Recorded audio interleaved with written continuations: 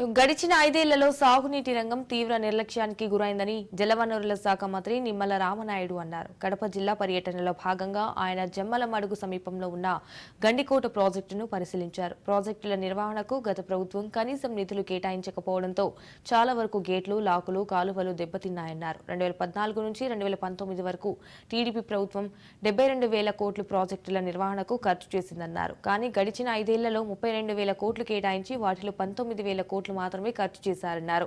ఇటు రైతులకు అన్యాయం చేయడంతోనే వైసీపీకి 11 సీట్లు ఇచ్చారని ఆయన విమర్శించారు. సాగునీటి రంగాన్ని గాడిలో పెట్టే ప్రయత్నం చేస్తున్నామన్నారు. రాష్ట్ర విభజన జరిగినటువంటి పరిస్థితుల్లో ఆ రోజు 2014లో వ్యవసాయకమైనటువంటి రాష్ట్రం అనేటువంటి ఉద్దేశంతో ఇరిగేషన్ శాఖకు అత్యంత ప్రాధాన్యత ఆ రోజు 2014, 2019లో చంద్రబాబు నాయుడు గారు ఆ రోజు ఇచ్చినటువంటి పరిస్థితి మీ అందరికీ తెలుసు. మరి అటువంటి స్థితి నుంచి 2019, 2024 గత 5 సంవత్సరాల మరి పాలనలో ఆంధ్రప్రదేశ్ రాష్ట్రంలో ఉన్నటువంటి అన్ని వ్యవస్థలు కూడా ఏ రకంగా విధ్వంసానికి గురయ్యాయో అందులో అత్యధికంగా పెద్దగా విధ్వంసానికి గురైనటువంటి దానిలో ఇక ఇరిగేషన్ శాఖ ఒకటి అనేటువంటి విషయం కూడా మనందరికీ కూడా తెలుసు.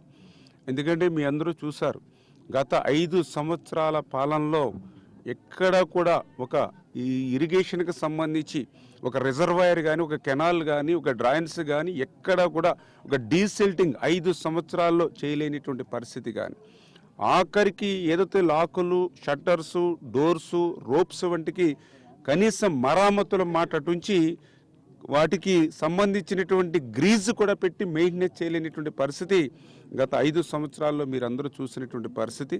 మరి అటువంటి ఇరిగేషన్ శాఖను మళ్ళీ గాడిలో పెట్టడానికి మళ్ళీ చంద్రబాబు నాయుడు గారు ఈ యొక్క కూటమి ప్రభుత్వం ద్వారా మరి కృషి చేస్తూ ఉన్నాం.